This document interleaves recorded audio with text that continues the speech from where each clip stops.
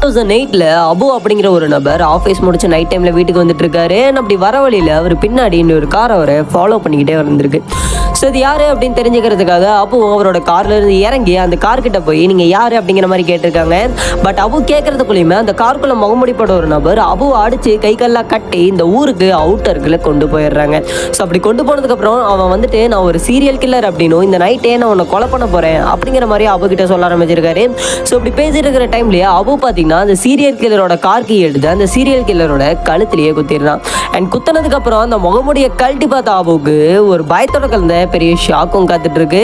அதுக்கான ரீசன் என்ன அப்படின்னு பார்த்தீங்கன்னா அவர் குத்தினது அவரோட காலேஜ் மேட்டான ஜெசிக். ஸோ யூடியூப்ல ஒரு லைவ் பிராங்க் போடணும்னு சொல்லிட்டு ஜெசிக் சும்மா அபு கிட்ட விளையாண்டுருக்காரு. பட் அது தெரியாத அபு ஜெசிக்